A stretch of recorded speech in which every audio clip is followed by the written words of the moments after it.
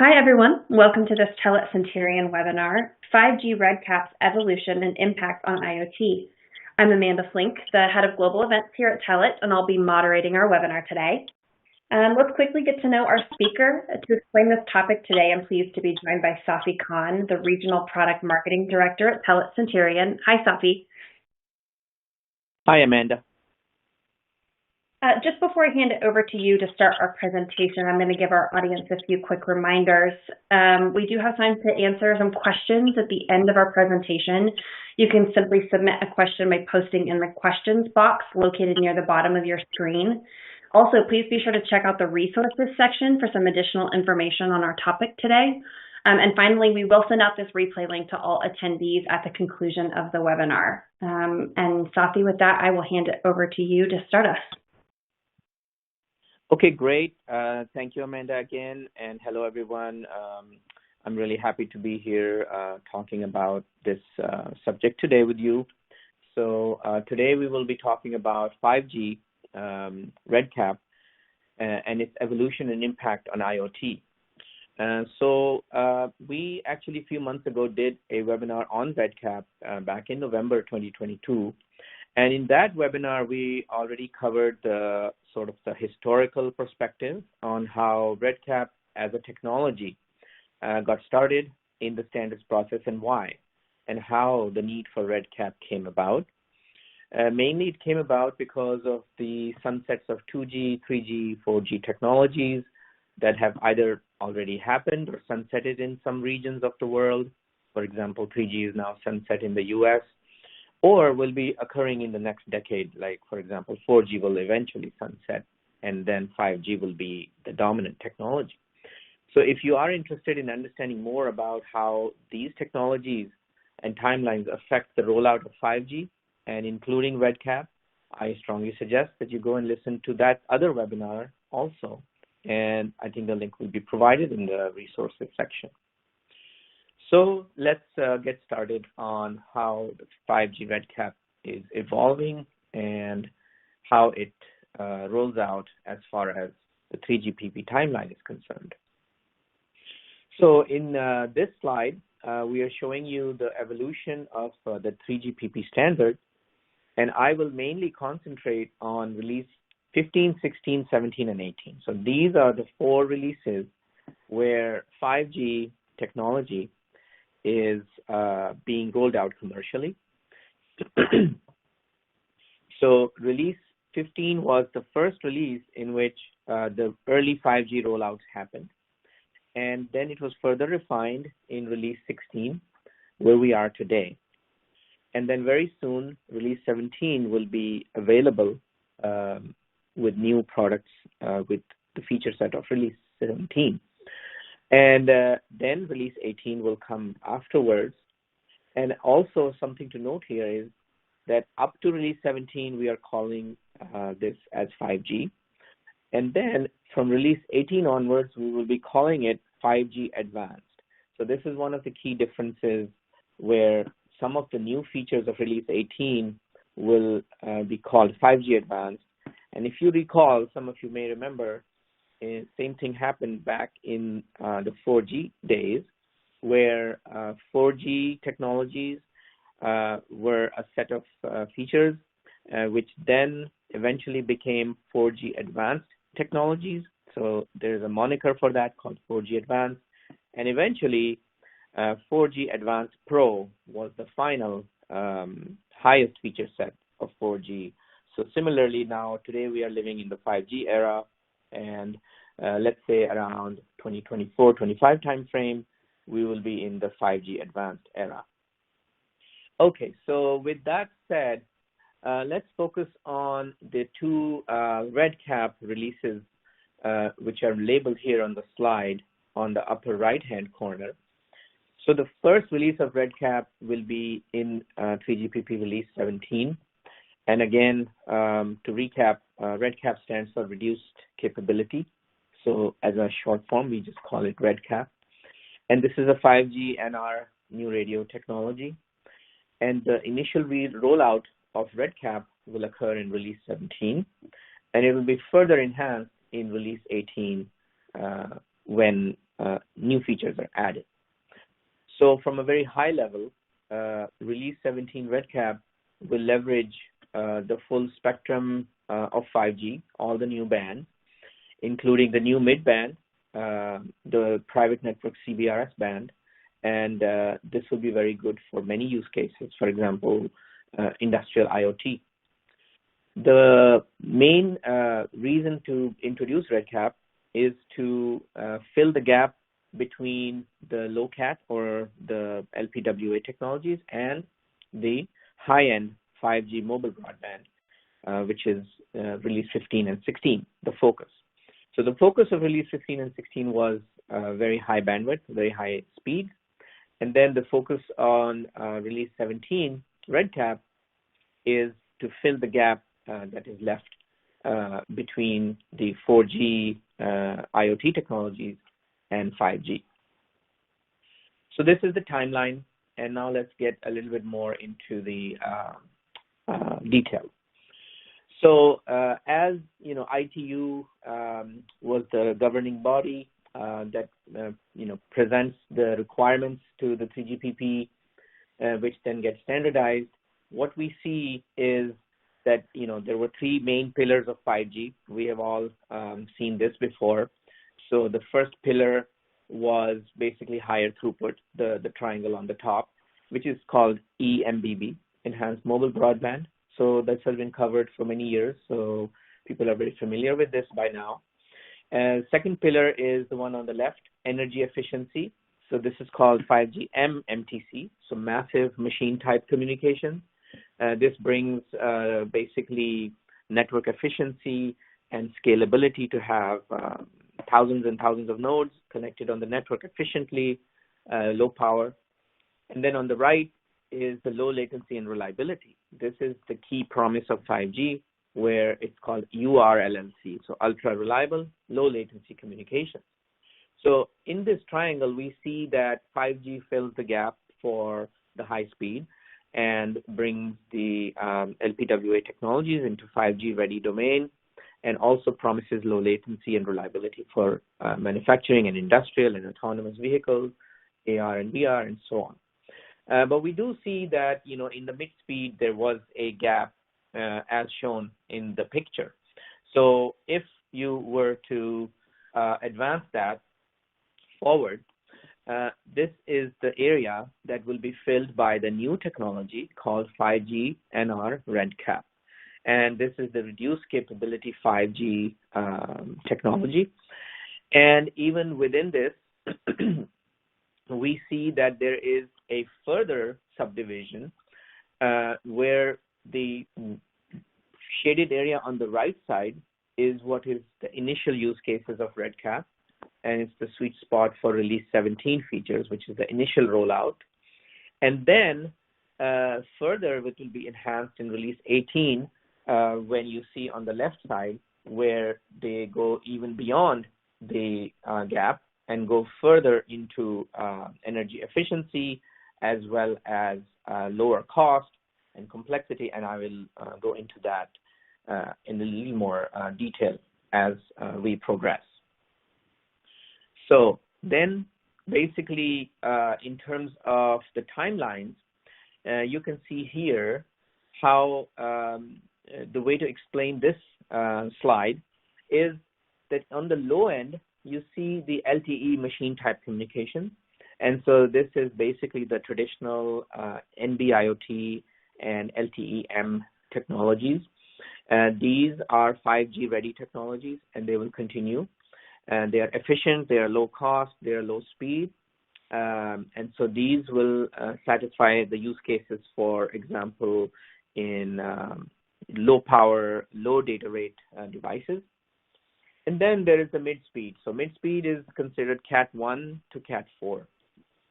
So Cat 1 to Cat 4 technologies are roughly, you can imagine 150 megabits per second downlink speed and up to 50 megabits per second uplink speed. These are the ones that cater to a wide variety of IoT devices, things that need slightly higher speed than small sensors. So just above the MTC, catering to, for example, voice applications over LTE, VoLTE, as well as sensors and gateways for many different IoT use cases. And then you see 5G UR-LLC, which will be the ultra-reliable low-latency communications.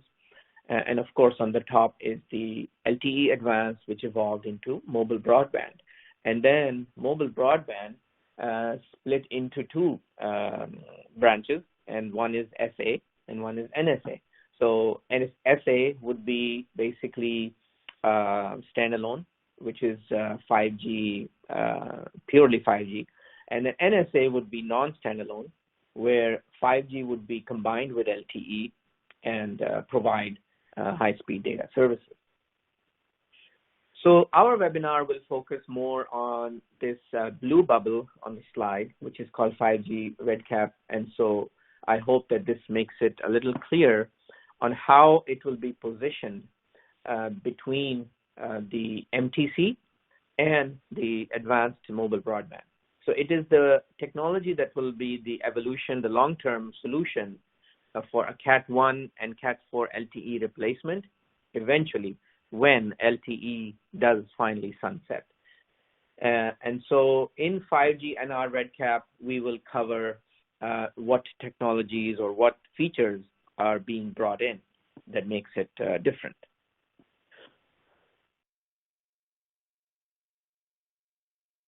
Now, when I advance this slide, you will see that there is a 5G NR RedCap slightly after the release 17, and this is the release 18 5G RedCap.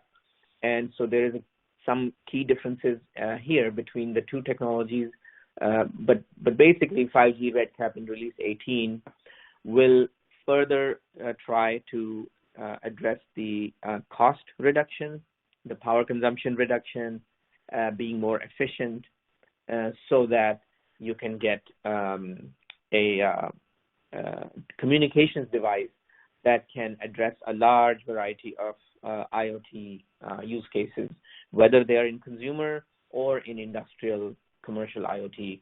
It will address both of them. So let's spend some time here to really understand kind of the crux of the difference in RedCap.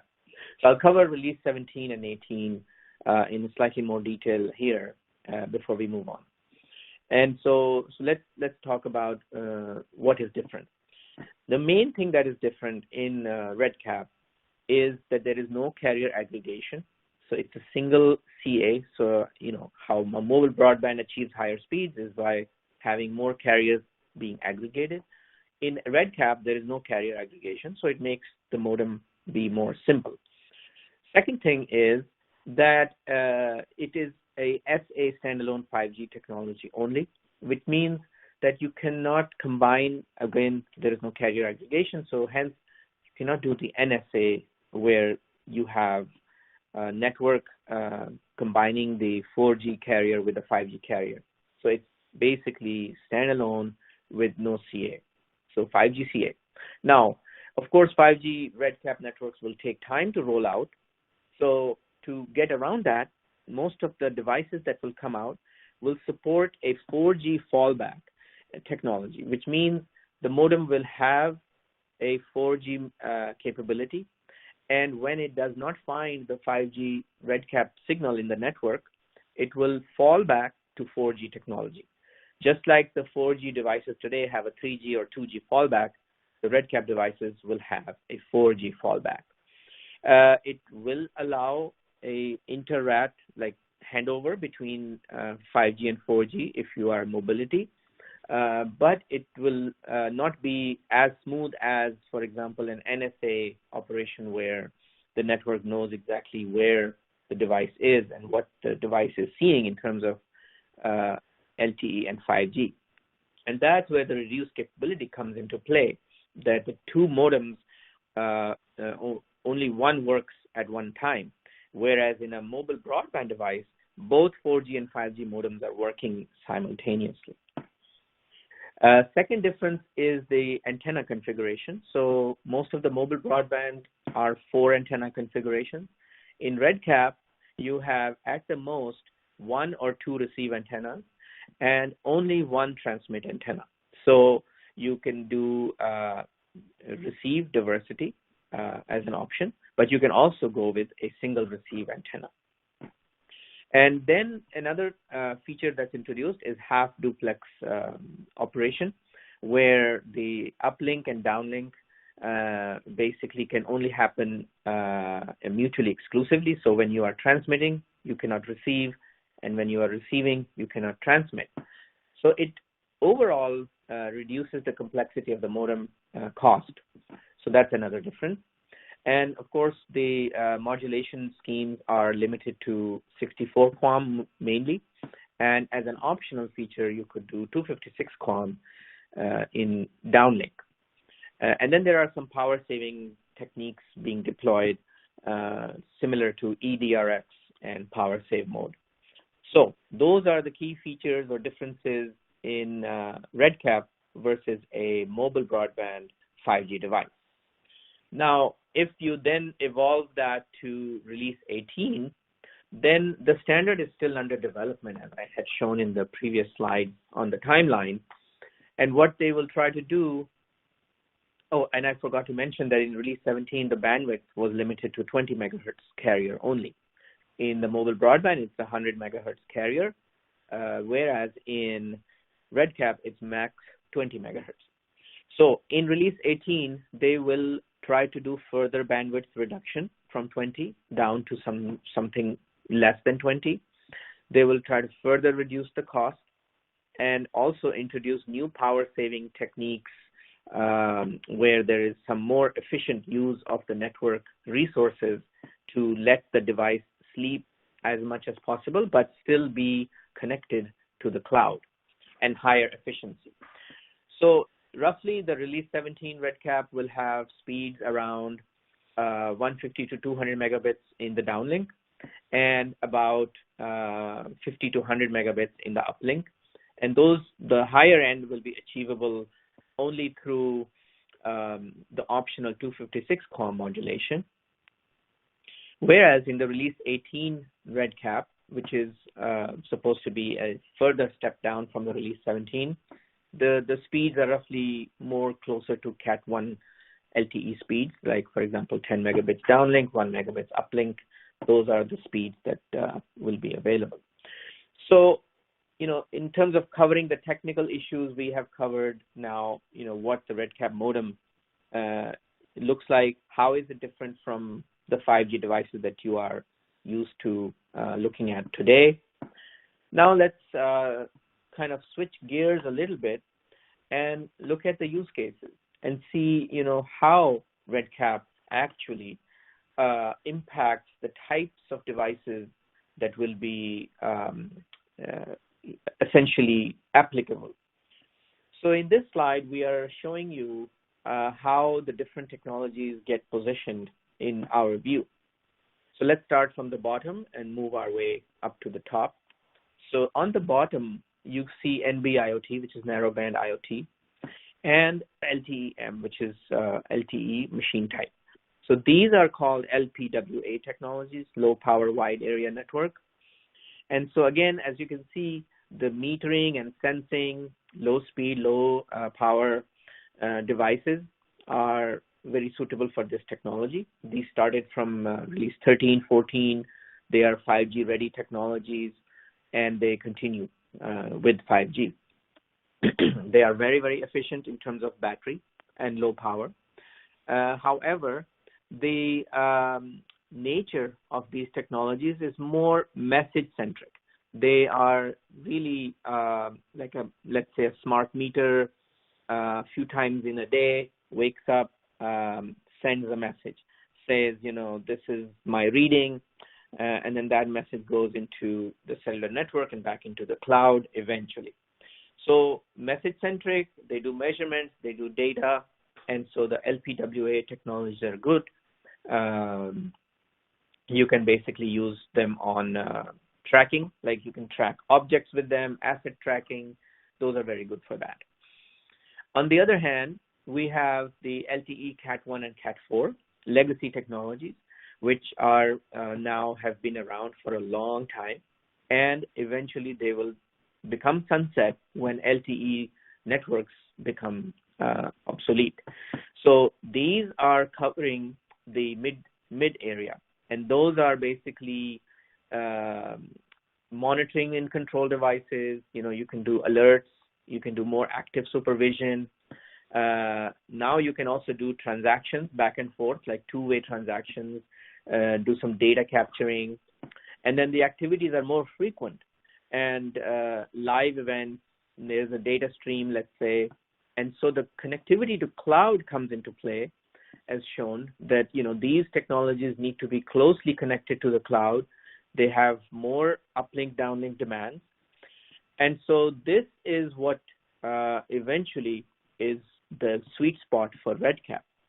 And so as we are trying to show you on the right side of the screen in RedCap release 17 and 18, the RedCap is not as power efficient as the low-end LPWA technologies, but it is the right sweet spot to take over new use cases of mid-speed technologies, where the cloud connectivity is very important, and you get the efficiency of the 5G network coupled with longer life cycle, where RedCap will then become the de facto standard for the next few decades. And they will eventually replace LTE Cat 1 and Cat 4 devices. And so those are the use cases that are, basically two-way, interactive, IP-based traffic, basically the way of connecting all the massive IoT use cases in consumer as well as industrial IoT. So, for example, you can have smart wearable devices, smartwatches that are cellular connected. So typically a smartwatch is paired with a smartphone, but in a RedCap device, it can directly connect to the cloud, and there is no need to have a smartphone to be tethered with a smart wearable. Now, a smart wearable could also be a AR, VR glasses, or it could be a watch, or it could be something we have not envisioned yet. So this is why RedCap is an appropriate technology being developed and commercialized to bring about new use cases for cloud-connected smart devices. And eventually, the dark blue devices on the higher end are left for high-speed and mission-critical technologies. You have LTE Advanced and the 5G mobile broadband for very high speed. And of course, from release 16 onwards, we have the promise of ultra-reliable, low-latency communications, vehicle-to-vehicle or vehicle-to-infrastructure, so autonomous vehicles. So that basically indicates reliable communications. So these are the use cases that clearly show the positioning of the few 5G breakout technologies here. So hope that that explains how RedCap positioning takes place and is envisioned in the industry. And so from now on, we will, next slide, we will talk about the kind of the market view and the rollout and the timing of RedCap.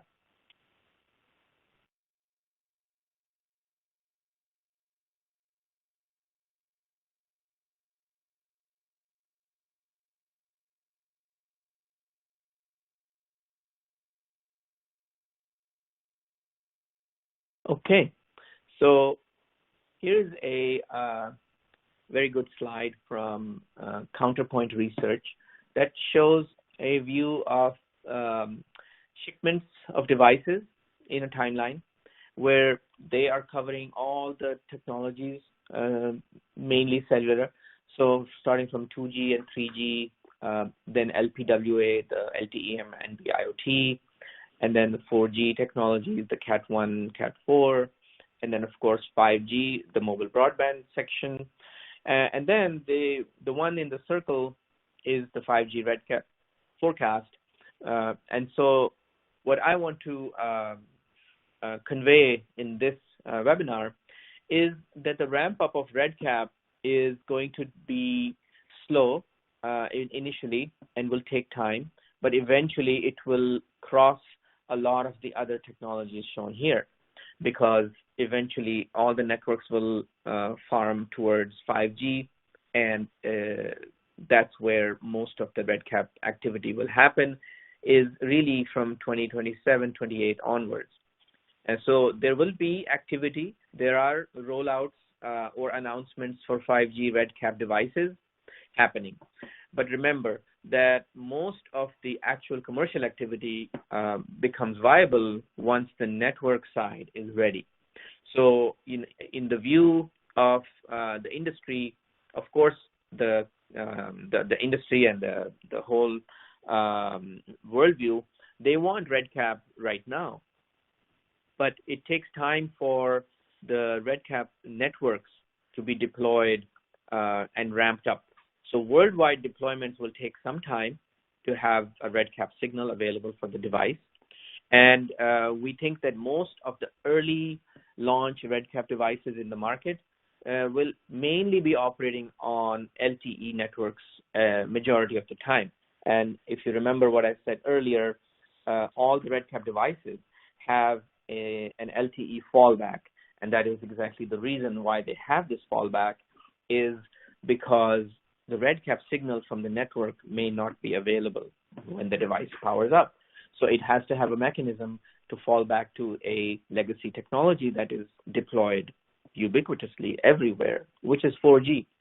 So yes, RedCap is very exciting and coming soon, but real commercial deployments will take some time. Let's say devices will come out in 2024, 25 timeframe and commercialized in 25.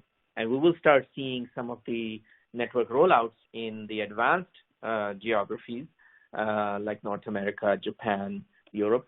It will come out first. And then, of course, worldwide deployment will take time. And so as you can see, the rest of the technology curves are trending. And then you see the green curve with the 5G. Eventually, of course, 5G will take over even the 4G shipments. So this is, NR RedCap shipments globally for cellular IoT module market.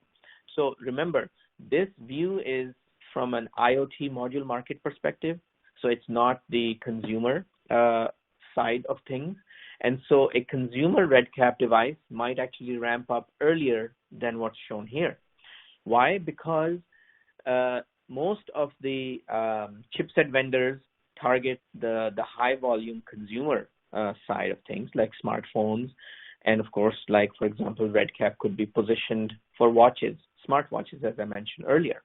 And so that is covered here in the next slide, which we picked up from ABI research. And this slide, again, is a very good view of the consumer market. So the two slides depict the difference in view of the take-up and the ramp-up rate of these devices. And so as it shows, RedCap devices in the consumer segment are set to become commercially available in 25, and the segment is forecasted to grow from 2026 to 2030. And so this one is predicting a earlier ramp of RedCap because it's consumer. So you have to remember in your mind that IoT follows consumer. Most of the chipsets and the focus is to target the consumer market first, and then from that you derive the variations for the consumer market. And as you can see here, classic 5G will slowly ramp down, which is the release 15, let's say 16. The orange 5G advanced will eventually take over by, let's say, 2028 timeframe, which is release 18 onwards 5G. But RedCap will continue, and it'll start taking off in 25 and 26, 27, but eventually it will be the release 18 RedCap, which will bring in the really high volumes. And so hopefully this gave you a good perspective on RedCap overall. And then in kind of conclusion and wrapping up, I would basically, I've been talking a lot about RedCap and 5G. Telit Cinterion now has a complete portfolio, and we have modules in every technology pretty much that I talked about. Most importantly, we maintain the form factors. As you can see, we have the 910 and the 310 form factors from Telit, legacy Telit, and then we have the form factors that come from the Cinterion line. So all of these mean that you get compatible hardware as well as software interfaces, and so we eventually will have a RedCap device, which is basically in the concept stage right now, and will be ready when the market is ready. So we have, narrowband only or dual mode, Cat-M and narrowband. Then we have Cat1 bis, which is single antenna Cat1. Then we have Cat1 and Cat4 devices. So all of these are targeting IoT. And then we will have 5G and our RedCap devices, as shown on the slide here. And the final thought is, Telit Cinterion modules basically bring many key features where we do all the regulatory and MNO certifications. So these are pre-certified, either regional or global SKUs. They all have the fallback technologies like 2G, 3G. They have sometimes GNSS built in. They will have VoLTE, and RedCap will have voice over NR built in. We have our own OneEdge, App Zone, Activation Suite, IoT Suite, device management software, and we bundle them with global connectivity services, embedded SIMs, the activation service, and then a secure IoT network can be built around these devices. They are all industrial temperature range, so they're good for rugged outdoor use as well. And then we have global and local support. We have a Western supply chain. So all those features come with the Telit Cinterion modules, and hope that you enjoyed the webinar. And we will now hand it back to Amanda. So thank you very much. Thank you much, Safi. That was great. Before we jump to the questions, though, audience, I am going to drop a poll on your screen. If you'd like to have one of our experts contact you directly, please go ahead and respond here on the poll, and we will be sure to have someone reach out to you. We do have time for a few questions now, and there is still time to ask a question. So please submit using the box on your screen there, and we will do our best to cover it in the short time that we've got left. Safi, we've gotten a couple of questions already, so I'm just going to dive right in. The first question here, what is the difference in release 17 RedCap and release 18 RedCap? Oh, okay, good. So as I sort of hinted in the slides, the release 17 RedCap is the first wave of RedCap devices. It is the first time that this new technology being defined in a standard will be commercialized. And so the main difference between 17 and 18 is that in release 18, the work is still going on, but the idea is to further reduce the complexity of the modem, further reduce the power consumption, and reduce the cost of the device to make it suitable for mass deployment. And so the key difference is that the bandwidth, which is the total width of the cellular spectrum that you can use, it is 20 megahertz in RedCap release 17. And the efforts in release 18 standardization are trying to go further below 20 megahertz to make it more efficient and less costly and simplify the RF front end. So it will be even less than 20 megahertz. Second difference is that the peak data rate will be further reduced. So in release 17, the data rates are Cat4 type of data rates, like let's say 150 to 200 megabits per second in the downlink, and about 50 to 100 megabits in the uplink. So in release 18 RedCap, these will be further defined to even lower data rates, which are closer to Cat1 speeds, such as 10 megabits per second downlink and about 5 megabits in the uplink. Thanks, Safi. Next question I have here, can RedCap be integrated with existing 5G networks, or does it require a separate infrastructure? That's a good question. So yes, as a 3GPP evolves, RedCap is basically a 5G NR technology. So the waveform, the physical layer, and all of the other layers in the network defined are basically a 5G technology. So network operators who have already deployed 5G networks basically can leverage their existing 5G infrastructure to cater to 5G RedCap. So there's no new infrastructure required.